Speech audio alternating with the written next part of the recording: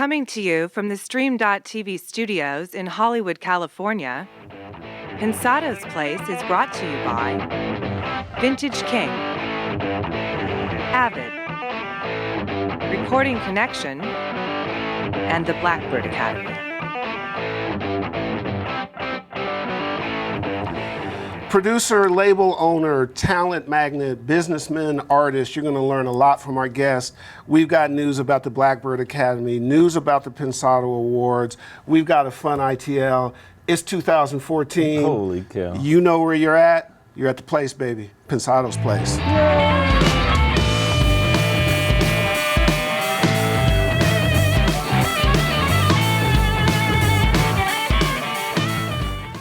What's up, everybody? Glad to have you back with us.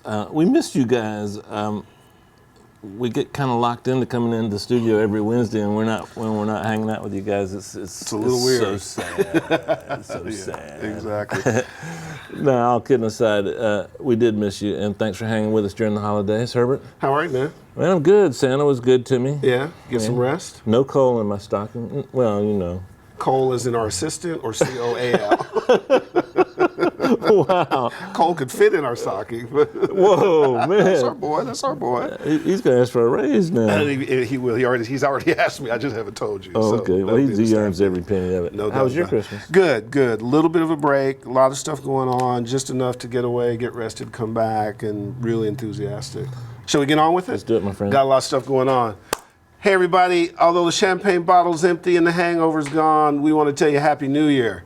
We're back, we're ready, and it is time to kick some tail.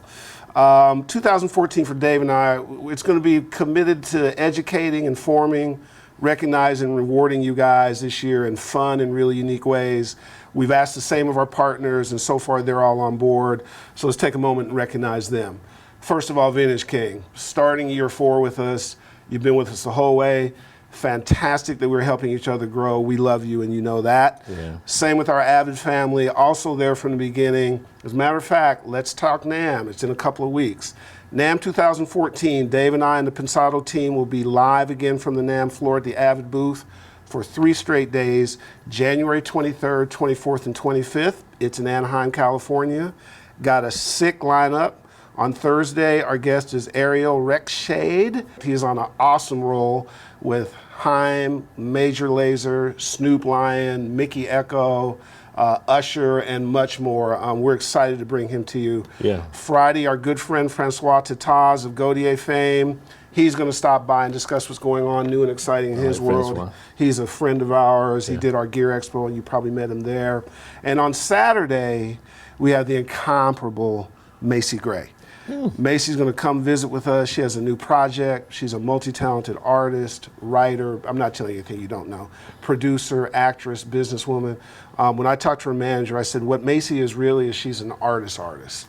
And lots to hear and share from her. You've had a little special insight. You've heard the music, huh? Yeah, Jason Edmonds, her manager, brought the rough mixes by, and I'm working on a couple of things with, and I'm telling you, I love Macy's first album, especially the first single, and I think this record's an overall better record. No joke. Yeah. Ooh. I'm not going to say that there's a bigger single, but just as a body of work, this is so much like Macy, who's a very dear friend of mine. Wow. I'm so proud of her and so proud of the project. Wow. A lot of new producers, Z out of Brooklyn. It's fresh. It's great. I can't say enough good things about it. We are thrilled about the lineup. Dave and I want to see you there, do the usual thing, come by, take some flicks with us. We have a chance to say hello to you. And you know how we always set bars with you guys. So last year, you shut it down for 3 straight days. Like, it's not a success until the fire marshal shows up. So let's do it again this year. Let's shut it down all 3 days. I probably didn't tell you this, but we have so much power at NAMM. They asked me when it should be next year, and I said Christmas Day. I see. Yeah. What happened? Well, that's when it's going to be. So all the gear that you could ever want to see on Christmas Day, it's just going to be a spectacular event on Christmas. Okay, and this will be Christmas 2014, the next year. Or when are you doing this the time coming machine? Christmas? Oh, okay, good. So what are we doing in 2 weeks? Well, that's a whole different thing. Oh, okay, cool. I just wanted to make sure we were clear. Once again, the specifics. Thursday and Friday and Saturday. Man, I've been off for 2 weeks. That's all right, brother. I got you covered. Thursday, Friday, and Saturday, January 23rd, 24th, and 25th. We're in Building A. The booth number is shown below you. We'll be there 2 p.m. every day. The lineup, Ariel Reichshade, Francois Tataz, and the incomparable Macy Gray, brought to you by Pensado's Place and Avid. Now, in classic Pensadian fashion, we can't leave well enough alone. We got to make it bigger, right? Mm-hmm. That's just kind of what we do. Mm-hmm. So here's what we did. We talked to our friends our partners at Recording Connection, Jimmy and Brian, and said, look, there's some special things we want to do for our audience. Let's utilize NAMM as part of that. So there's going to be some real serious opportunity given out all 3 days at NAMM. Don't worry, onliners, you're going to be included too. We'll pack out those details on next week's show. I'm telling you, it's going to be really, really cool opportunity from really, really cool people. The boys from Recording Connection are stepping up on behalf of you and our show. They're just great guys, aren't they, DP? You know what? I just love their business model. I mean, it's not a business. It's hooking people up that want to share and impart information, that have that information, mm-hmm. along with people that want that information. Mm-hmm.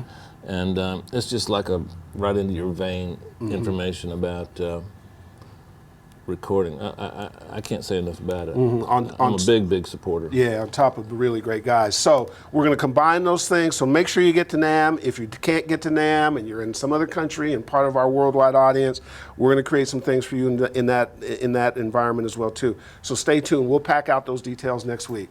To the Blackbird Academy. Mm-hmm. I was on the phone right before we came to taping with that team. You know what's great about them? They operate from the top down, man. During the holidays, I heard from John McBride a lot. I talked to Carmen, but it's not mid-level operatives or low-level operatives doing stuff. They are reading those essays. They pick that winner. Mm-hmm. It is fantastic. So we're going to make one slight revision. We're going to announce the winners of the Flyways next week, not this week. And the reason is because they wanted to make sure that they were fair to everybody and read every single essay, and I appreciate that specifics. The good news is that the winner of the scholarship, Dagny Gorham, she's in class already. We're going to peek on her very briefly next week and get a take on her experience so she can share it with you. From what I hear, she's excited, she's rolling, they are down there doing their thing. Where's she from? Do you remember? I don't remember, but I'll get that information. Must be close to Nashville. And we'll put it on the site. So again, we announced next week the Flyway winners, the scholarship winners in place, and I'm going to tip my hand a little bit. John is already talking to us about the next thing we're going to do to bring opportunity. So the Blackbird Academy is going to be in your face, and you're going to be glad they're going to be in your face. Yeah. Last but not least, or close to not last but not least, is our movement called the Pensado Awards continues to grow so nicely. One of the things that's very cool is you guys are sending in great ideas, ideas that we are contemplating, along with your contributions. Happy to announce we landed Karen Dunn, who produces the Tech Awards, is the best at the business in producing these kind of shows. She signed on with us, and she is super excited about doing it. We've picked a date. We've got new rewards coming up soon. More producers and engineers and artists are getting involved. Will Thompson is on the case. All great stuff. As you know, our community watering hole is fundanything.com/Pensado. Go there for updates, discussions, ideas, just to hang out. There's excitement from all quarters and growing. We'll unpack those details over the next couple weeks so you know what's going on. But remember, go back to that spot and you can find information. And finally, I usually ask you to like and subscribe at the top of the show. But I want to do a little different today just to give some perspective. It's a new year. We got aggressive plans, like we're wired. But here's the power that you have. We started out last year with 15,000 subscribers. This week we're somewhere around 51,000 subscribers. Amazing. Our YouTube traffic is up 253% for the year. Our Pensado students went from 3,000 to 7,000 plus. I love Pensado students. Oh, we love Pensado students. I think what that really is y'all are some bad mamma jammas, really. Ultimately, Your power is so amazing. Of course, we always say keep it up, but we also want to say just thank you for taking care of your show. I mean, it is literally amazing, isn't it? I mean, when you and I first started talking about this whole thing, we figured a year, year and a half, and then nobody'd care, and we'd go back into normal society. No such luck, my man. And they just blessed us. When we started, we knew we wanted to do something special. We knew we wanted to educate, and we knew we had friends that would help us out. But speaking for myself personally, I never dreamed it would go to this and become this, and it's thanks to you guys. And I really hope you truly feel that this is something for you guys, and we're just the vessel, So let's take our audio community, show the power of it, show the community of it. Let's kick some ass in 2014. You know how we do. We got plenty of ideas. I'm not lacking for ideas, and we are going to make this bigger and better. And in making this bigger and better, it's not making Dave and I bigger and better. It's not making the show bigger and better. It's making what you do bigger and better. It's because of you. So, love you. Welcome back. Let's rock and roll. Dave, you got a fun ITL for us this week? I do. Because we didn't do an ITL. Yeah. Well, you guys see Herb every week, so our sartorial expectations are quite high for our audience also. Absolutely, so of course. We noticed that a couple of people were slacking off recently, and so this week we thought we would give you some insight into how to come prepared and properly dressed to a Pensado's Place event. Yeah, that's exactly. Is that a good way to say it? That's a good way to put it. All right. Roll it, BP. You're at the place.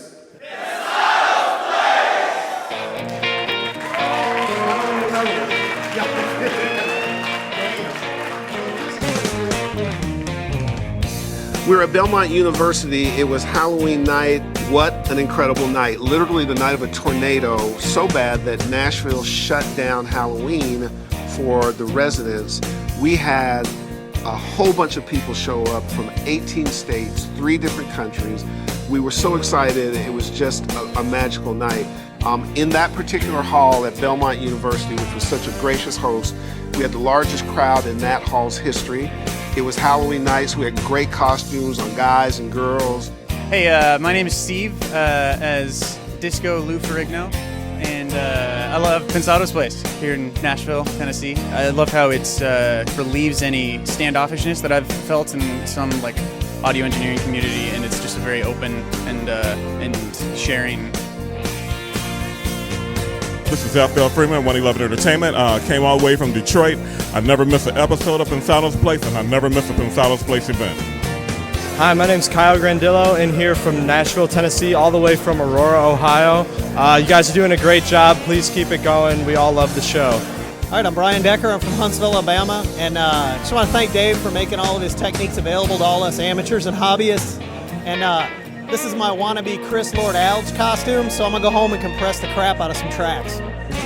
We had incredible discussion with a bunch of legendary cats. We had Charlie Peacock, F. Reed Shippen, Neil Pogue, Vance Powell, of course Dave and I were there.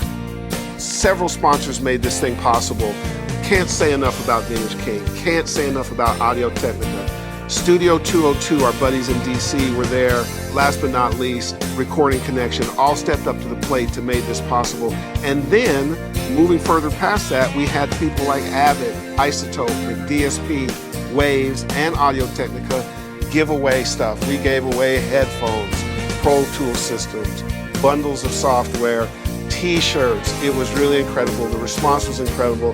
Thanks to all of you. They're asking us to come back. We're going to come back. We look forward to seeing you the next time. Thanks so much.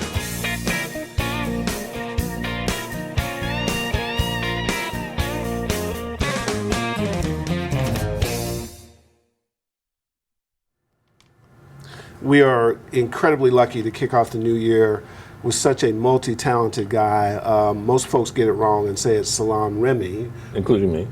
Including you? Mm-hmm. But we know it's Salaam Remi. Say it right? Remi. Remi. Do, re, mi. Gotcha. Either way, Salaam, thanks, man. Welcome, Thanks. brother. Glad I could make it. This has been, we've been chasing you since AES a year ago, right? Yeah, we started the conversation, exactly. It was 2 years ago, wasn't it? Maybe Was it so. 2 years? About a year and a half. So we did one in New York, and I was in San Francisco. Yep. It is what it is. Welcome, man. DP. Thanks. Man, congratulations on the Tonight Show appearance last night. Leno Thanks. was, man, Leno loves you. The introduction he gave you, woo. And Akon, that's my new favorite song, by the way. Thanks. One in the Chambers is the song we're talking about. I noticed there were a couple of parts playing pre-taped along with the track. How does that work when you get on the Tonight Show? Do they run a Pro Tools rig with some of your original Yeah, there was a tracks? playback person in the back doing it because number one, all the vocals on the song were Akon, so there was so much other stuff playing off of them. I was going to do background vocals at one point, but it was just getting too complicated. You had all the strings and stuff. Exactly, with the strings and the background vocals. So I just opted to do the strings, and then also that record has like a 60-piece orchestra on it. So I decided I wanted to keep some of that in there, but still have the 5 pieces, the quartet plus the harp, actually doing what they could do, but then actually have some of the stuff, just so we can really get the build. Cool. So we had the track playing with a drum loop, So the drummer guitar, had a click track in this. click track, and he also could hear the stereo as well. Wow. Guys, go check out the clip. In fact, if you want to stop the tape right now, check it out and come back, because I'm telling you, it was an incredible performance. The bass you played, I didn't recognize it. It looked like a little stick. It looked like a Chapman stick on steroids. Yeah, it's actually something I bought while I was on the first Amy Winehouse album. It's a KYDD electric upright, but at the time, I was playing a lot of electric bass, but I asked one of my uncles to play bass on I Heard Love Is Blind on Amy's first album, and he wasn't hitting exactly what I wanted him to. So I found this thing online, and it was basically just almost like a Steinberger bass, but real tight, and it was super easy to play. Though, right? No frets. No fret. No frets, but it has like the markings on the side of where those parts are. But that just basically sits on a little photo type stand. So I plugged it up and I was able to. Do you have to watch where the markings are to play it? Sometimes, but after a while, not really. You know where you're at. Yeah. Is that performance going to be released as an iTunes? Because that performance was pretty special, my friend. That's a good question. I think we're going to look Very into special. That's probably as good a television performance as I've ever heard. Who did you know who the sound man was? Do you remember his name? Charlie was his name. I'm not sure exactly. Shout out to him, man. He did a great job. Thanks a lot.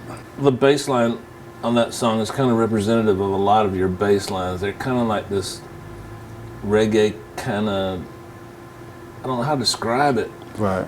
On that song, what part did you come up with first? Was the track first and then the lyrics? Because they kind of wrote that 3 years ago. Yeah, and the track I might have even done a couple of years. That track originally, I was working as executive producer for CeeLo's Lady Killer album, and at one point he wanted to call it Lady Killer 009.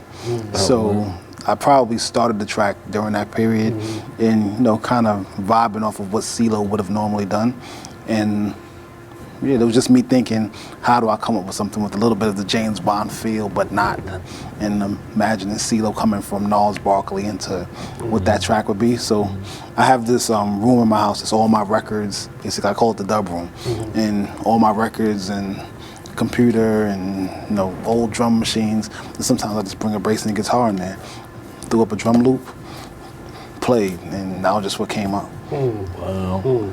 On the album version, which you guys should check out too. Don't take this the wrong way, but the kick is kind of light, and I started going, that doesn't sound like Salaam. Salaam's usually blowing me away with something. And I started listening, I realized, man, the kick's hitting with the bass notes pretty solid. He's trying to slide some of that old school kick bass combination thing in on me. Definitely. What was your concept behind the kick in that song on the I think mainly it was that when we went to, every time that I had a version of the record where we made the kick too prominent, it slowed the pace of the groove down. And with that, I'm kind of doing almost like a White Rabbit type feel with the, that meets the bang bang you drop me down, like just like that type of real 60s doom doom doom doom doom doom. So I really wanted to feel like it was marching, and whatever way it worked out, we ended up kind of not making the kick as prominent to make sure that the bass still drove the groove. Word. It really. Plus, it makes the high end sound Totally. more It sounds like sparkly. it's cutting across from a distance. I want it to feel like you're in Europe. You're in the Eurostar. You're in Prague. You're in Trafalgar Square. You That's nailed the it. space for that record. That's one of my favorite songs of yours. Thanks. Speaking of favorite songs, I got a bone to pick with you. I promised myself when you were coming on the show that I would never listen to Hot Stepper, any Kamosi. Because once I listen to that, I go around all day. Are you ready to go, Herb? Oh, you're addicted. Na na na na na na na na na. Right. And man, last night I had to like turn talk radio on so I could go to sleep. And like 3 days, if I got shadows, it's because of this MF over here. I couldn't get that song out of my brain. It comes prepackaged with a virus that kind of affects your brain in some way.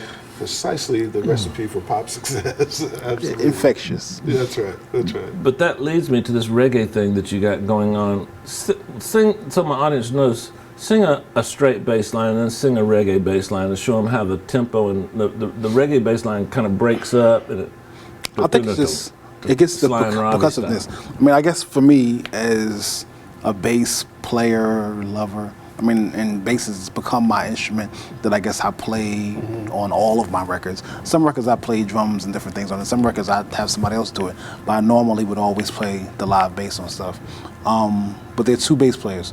One is Marvin Isley, which I found myself just loving the way that the warmth and how those Isley Brothers records spelled, especially in that 3+3 onward period. So the sound of Isley Brothers, where it almost would feel like it's a move or something, but it's just so warm, and the way Ronald's voice sits on it, the way it rolls. So I'm definitely Isley Brothers influence, and then the other would be Fully Fullwood, who is Peter Tosh, and also Dennis Brown, who was one of my favorite artists. A lot of his key records had Fully Fullwood played on. Fully's actually based here in LA.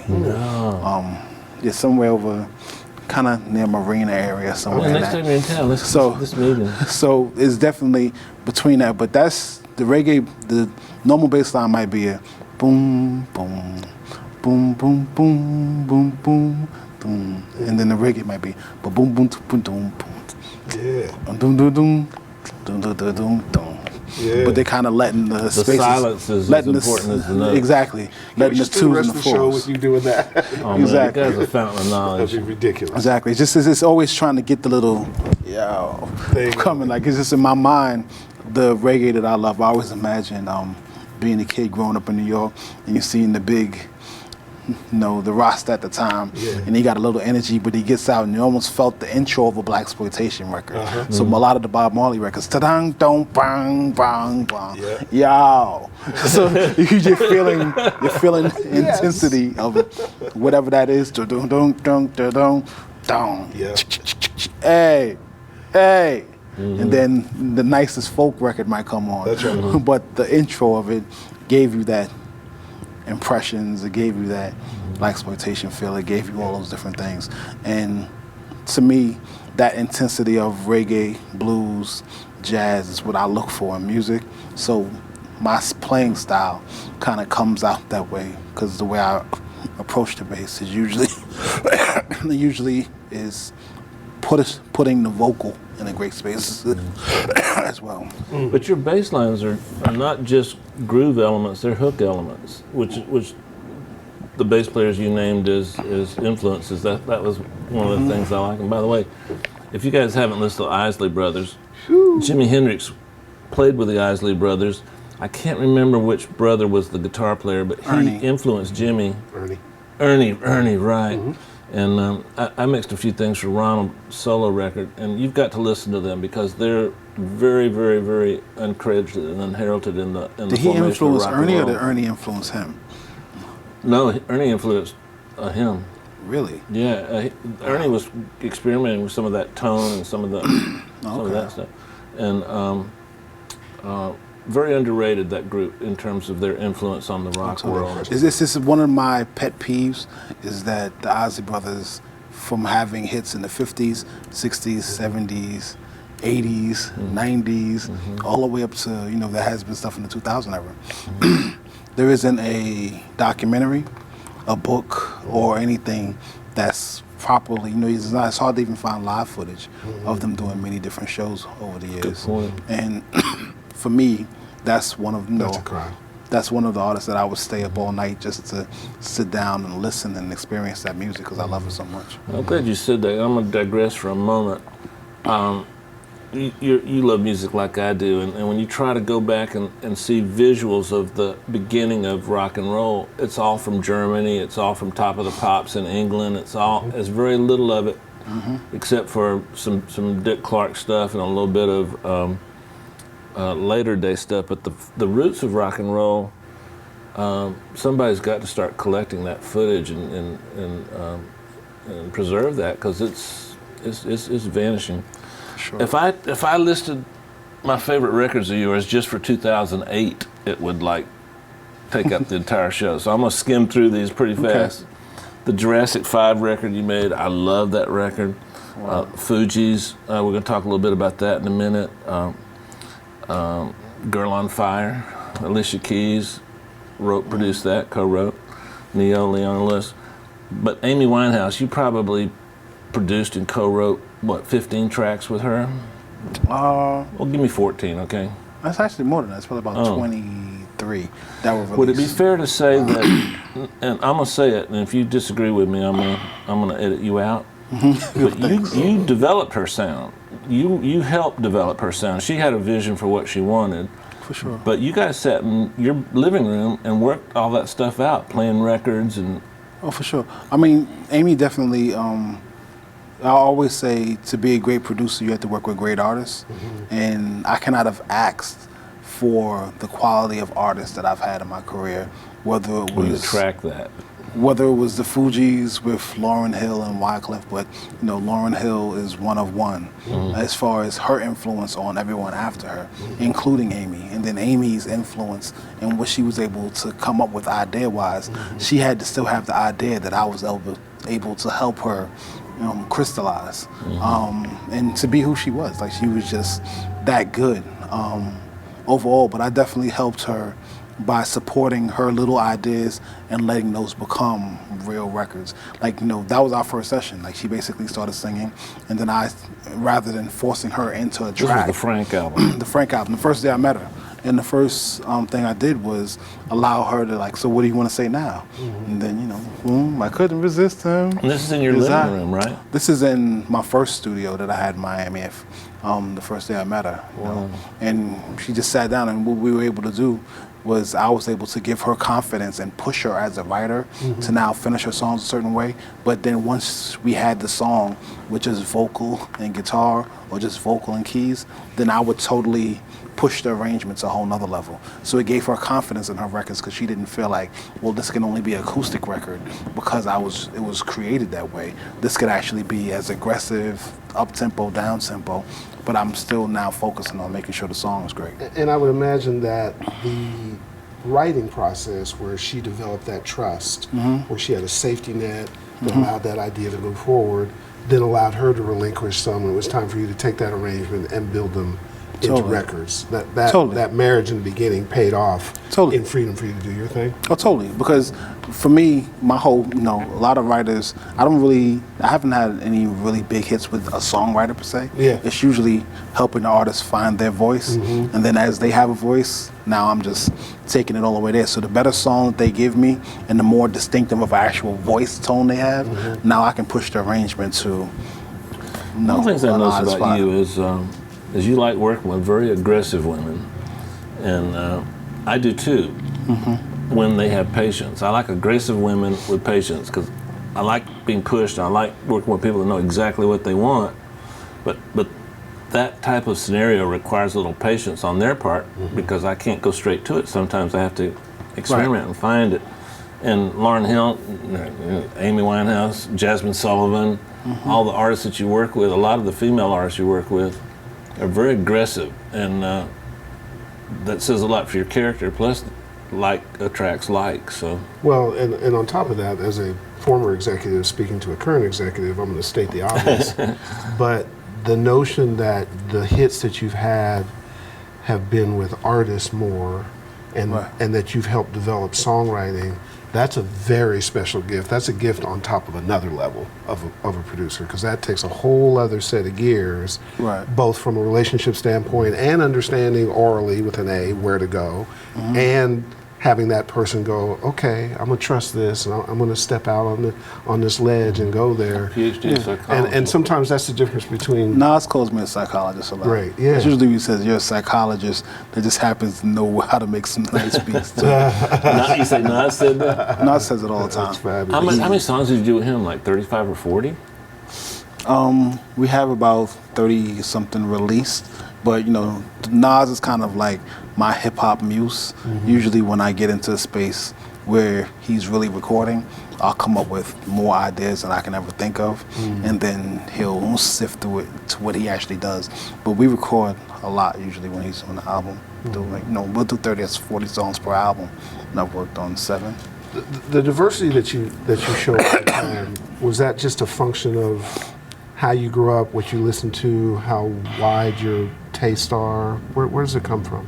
Well, I think that for me, at first I thought, because I just looked at it like I was a child of the hip hop generation, and hip hop sampled jazz, pop, blues, anything else, and then they always took it and made it urgent for right now, for whatever their story was. So if you looked at an NWA album or Boogie Down Productions album, they might have a Beatles reference here, but then they have an Incredible Bongo Band's reference here, but then they have a reggae reference there. So that's part of it. But then the other side is, I have to give all credit to my dad. My father is born in Trinidad, lives in Barbados now, still manages top soca artists and whatever else is going to go on. But then he did Jazzmobile, he worked with Belafonte, he did Broadway, and then he put together the contest that found the Fat Boys, first person to say Dougie Fresh in the studio, and then also put me in productions with me helping him with Curtis Blow records in the 80s. So then he managed Chuck Chill Out and Funkmaster Flex. So he came up with all of that different music. So my span of music and the things that I really love and touch are ultimately things that he literally worked on during my lifetime. Right. And let's mention his name, because that's my dad is Van Gibbs. Absolutely. And he was, during my tenure and what you described in the latter part of his stuff, I remember all those records and all that influence, and people ringing his phone real regular. We didn't know you were in the woodshed getting ready to come. Exactly. I was working on stuff, and even now, like I go and talk to a lot of people, and they won't remember, but I was the person going to drop off a package. Hey, take this package to such and such's office, and I'd be sitting down watching and seeing what's going on. So and then he was an executive as well. So my whole business sense, and I've been managing myself for many years, but my thought process and how I'm able to go from A to B, understand promotion, I understand marketing, I understand where things need to go, and understanding, the beauty's in the eye of the beholder, and knowing where music's going to go allowed me to be that much more comfortable talking to this artist who's now like, oh, nobody ever understands me. Calm down, don't worry about that. Let's just talk. What's your life? And then they tell me about their story, about what happened last night, and I'm like, really? That's interesting.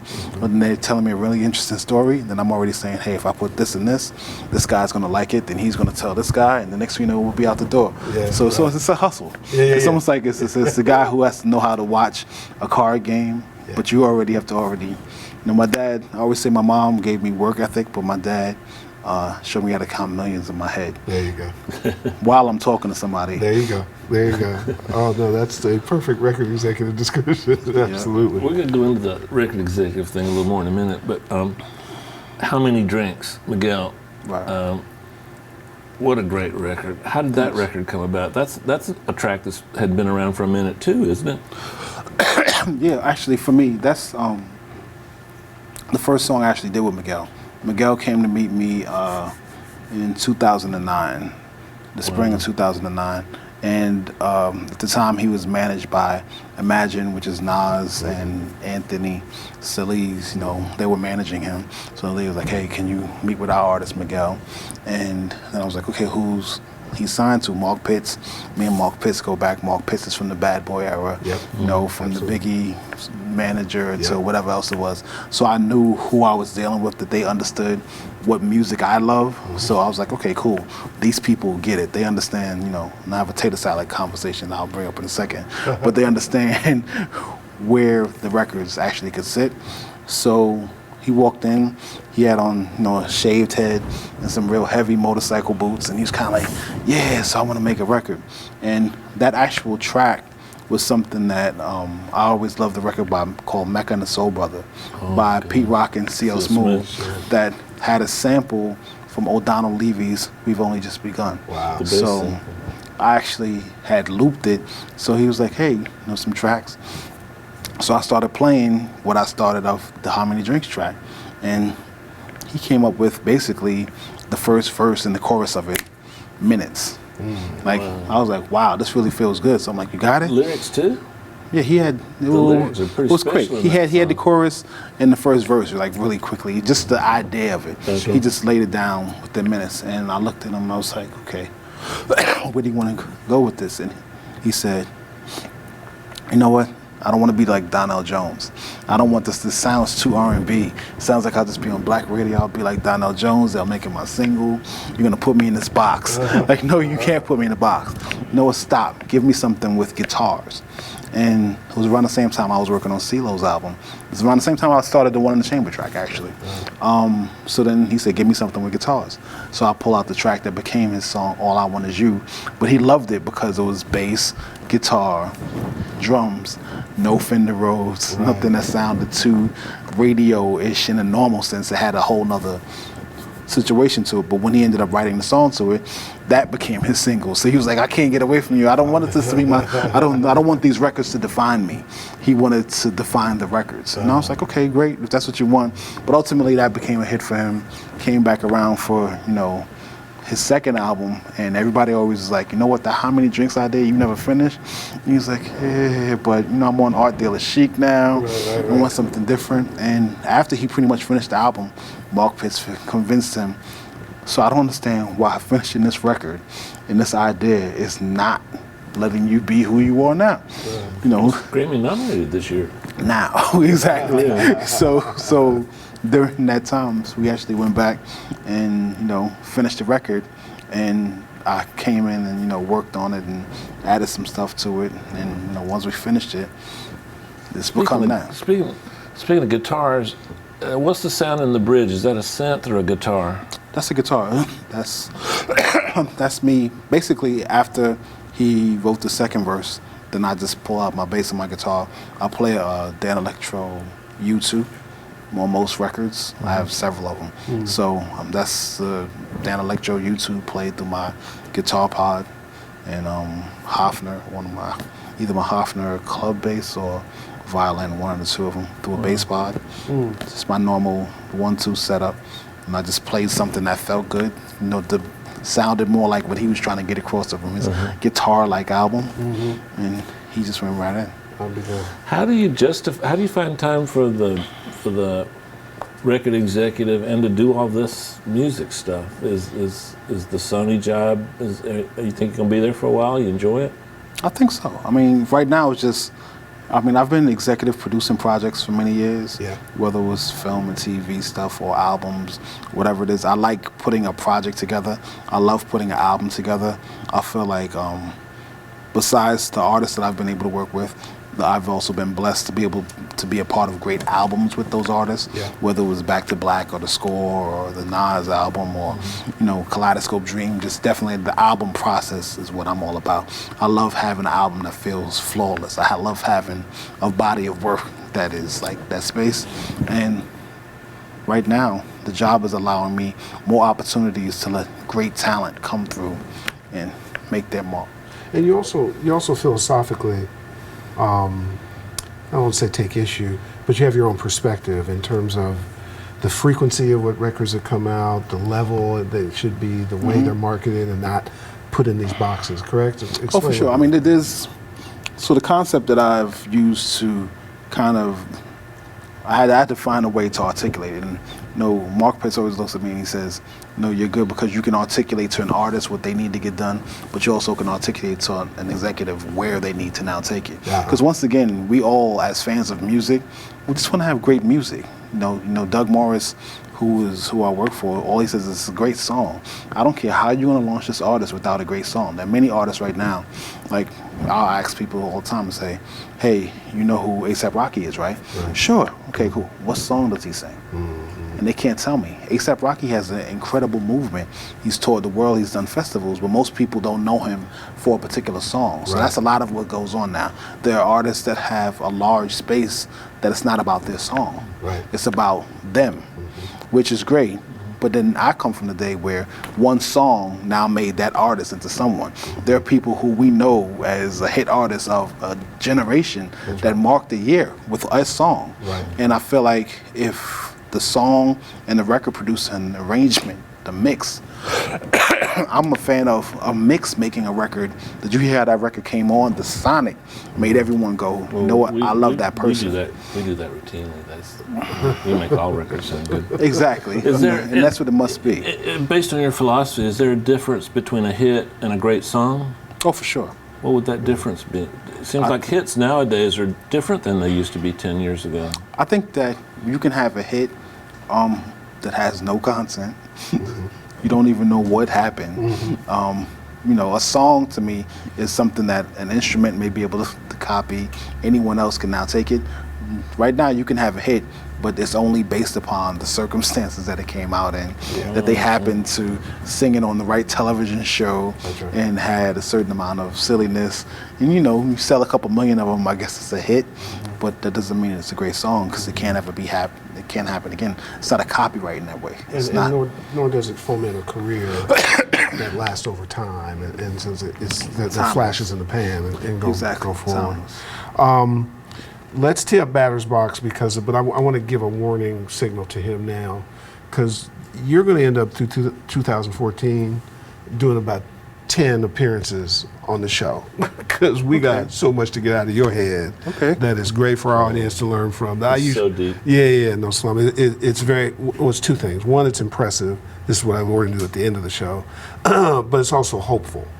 Like, you see that our business is in the hands of folks who still care about it. It's about quality. It's about resetting the bar and so on and so forth. So that's cool. Now let's test your batter's box, Dave. Now that I've given you all that blow up. Okay. So Dave, you ready? You tee up your arm. He doesn't stand a chance. You gonna blow him away? You got heaters? I got heaters. Fire him away, I got special Salaam Remi. No, I wasn't going to say Okay, it. I was going to try and throw him off. I was going to go Kevin Garnett on him, kind of a little psychological thing, but it didn't come out right. Right, because Kevin's not having a good year. I am. Your favorite jazz piece? Matador by Grant Green. That was a good question and a great answer. All right. Bass, live or synth? Live. Favorite bass instrument? Hofner club bass. McCartney? The club bass is basically constructed the same way, but it just doesn't look like a McCartney. Oh, okay. So it just has a different shape to it. Your favorite instrument to compose on? Wurlitzer. What? I'm talking about Wurlitzer piano. Oh, Wurlitzer. Favorite thing to program drums on? MPC 4000. Still? Okay. Your signature production, the one production that would, if my audience listened to it, they'd know who you are. So if the audience is signature production? For you, from you. Wow. That's a good one. Only because he's done so many. Yeah, and they're all a little bit left, right, center. I say Nas has made you look. Oh gosh, forgot about that. Vocals. Neumann U47. Favorite synth plug-in? Synth plug-in. The Arturia Analog Factory. Oh, okay. Favorite old school synth? Casio CS01. Ooh, sweet. Really? Knock some points off of that one, huh? It's my show. Okay, last but not least, Bob Marley.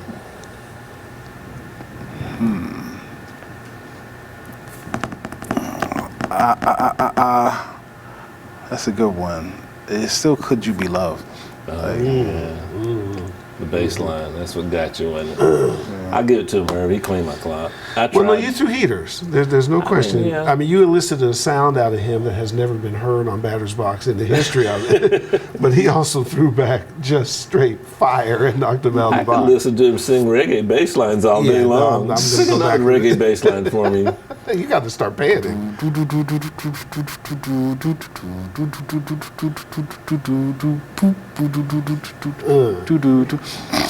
Yeah, it's just starting.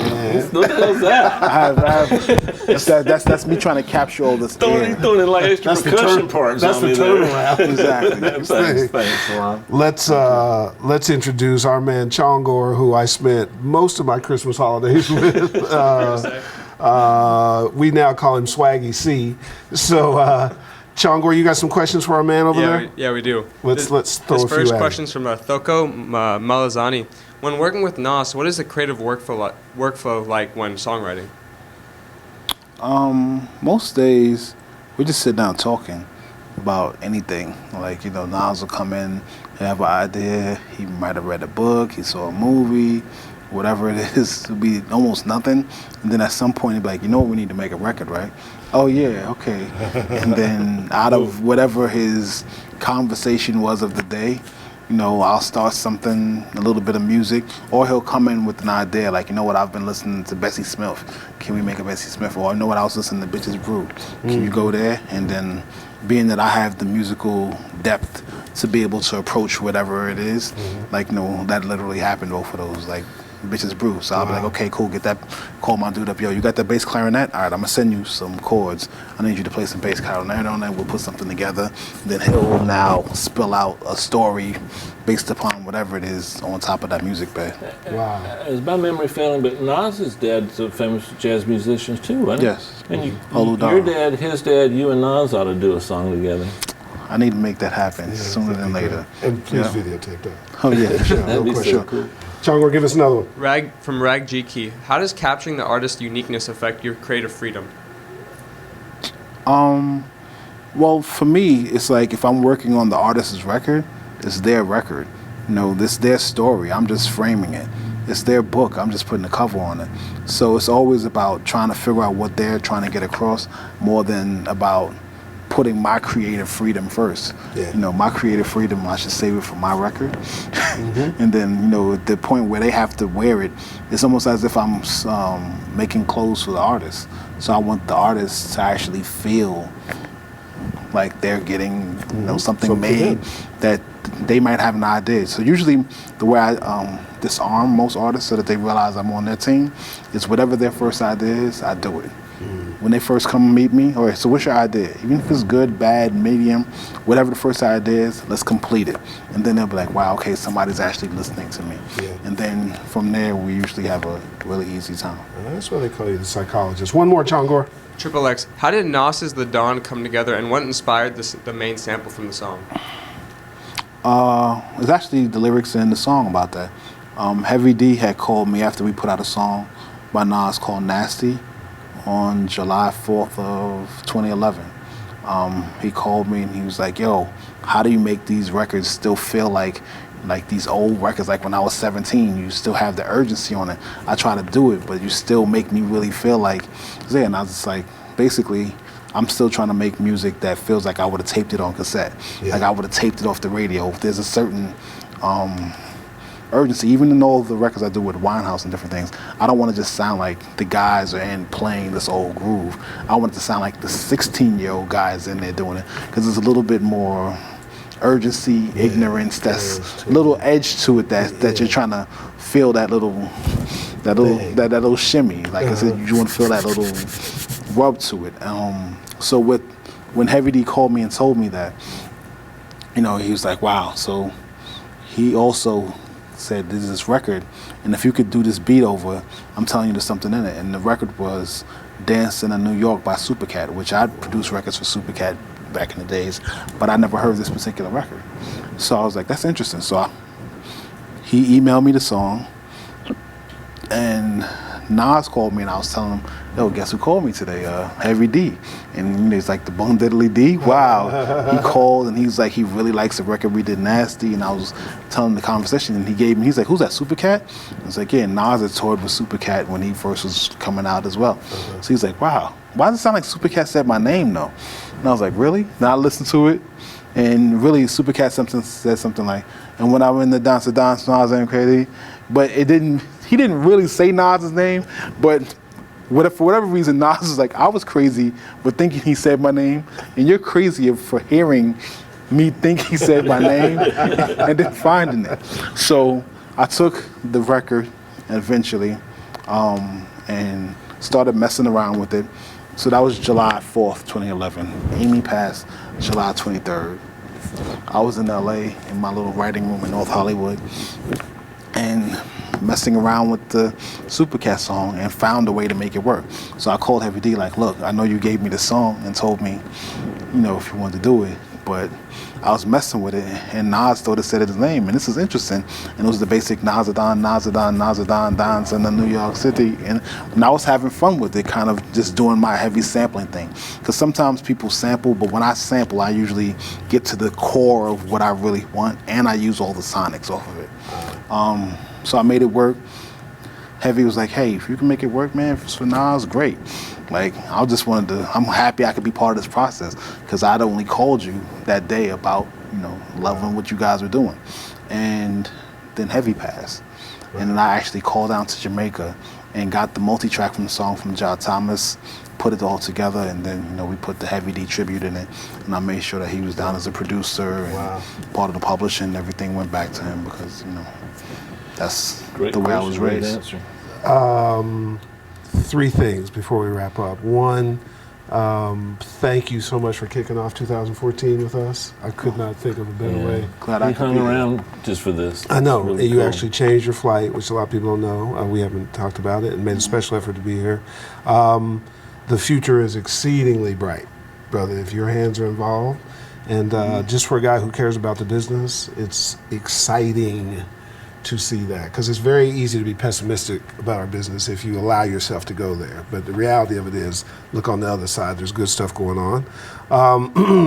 We got more to do with you if you will do it with us. We're going to be in New York. We'd love to have you do some stuff with you. We'll stay in touch with that. For sure. And then thirdly, we talked about this before the show. You know, we want to honor both professionals like yourself and amateurs and YouTubers around the world with our Pensado Awards. Is that a good idea? Is that something you think you would support? Oh, definitely. I mean, there's always, because number one, I mean, there's a thing with the Grammys where they talk about give fans the credits. But basically, there was a record called Stainless Soul. And I remember buying it because I saw that the engineer on it was George Massenburg. The difference between producer and engineer has changed. That line is very narrow now, and everybody has to be involved with it. And you know, support from guys like yourself, I think, continues to tell our community that you see them as valuable and that their contributions are really what are going to change the game going forward, correct? Totally. I mean, I think that that's the biggest generation gap right now, that, you know, there's a lot of beat makers, there's a lot of people that are coming up with music and creators. But the best musician wasn't always the best composer. And the best person to come up with a track is not necessarily the best person to finish mixing it and knowing what to do. And I think that everyone will benefit by having great people who know how to finish a record that from top to bottom nails everything home. Like, I personally, besides my dad actually, you know, being in the business and doing stuff, I got time in the studio with Marley Marl. Wow. Like, that made a big difference for me. Yeah. He sat there and made some stuff happen with my records, and I watched him. And you know, he called me a couple of weeks ago about my Mac Wiles record that I took something. Thank you. Yeah. But you know, but he listened to it and he was like, "Man, you sampled the drum beat, but you caught the snare panning the way I did it on the dub mix on that board, and then you kept looping it." And he's like, "Man, just keep it 53rd Street. Keep it 53rd Street." You know, because when I was 17 and he met me, I was down in the basement on 53rd Street in New York, doing these type of tracks. He's like, "Man, just keep it right there." But the reality is, I learned so much just by one session. Like, you know, my engineering capabilities were as important as my knowing how to make a beat and knowing how to finish a record. down to being around DJs. The time I spent with Jim Gaines for a couple days recording the Santana record, I picked his brain. I picked his brain so much, and he didn't know I was picking his brain. Sure. You know, so he said, you know what, at Stax we had a kick mic, an overhead, and we put an 87 right in between the hi-hat and the snare. And that 87 actually has changed how all my production sounds since that day. Wow. So I have an 87 on the top of the snare, and I still put a 57 sometimes, but the sound of the way I can record drums, and it sounds like, you know, break beats and really, Jim Gaines, you know, and it's in a quick conversation. So to me, the Engineer Awards is all about now people getting other ideas and having, you know, even what you're doing here with Pensado's Place is great because people getting other ideas on, wow, that's a great concept, but how I'm going to apply what you just said to me is going to be a whole nother world. Precisely. You've been schooled. Salaam Remi. Listen, man, I usually tell you wrap it up. Man, wrap it up. This is phenomenal. There's only one way to wrap this show up. I don't want to be overly dramatic, but when he said it's their book, he just puts a cover on it, and that defines everything we do in music is a team effort, and it takes more than one person to make a great record. And I hope you guys really understand the power of that sentence and the power that this man has. We'll see you next week. Happy New Year, gang.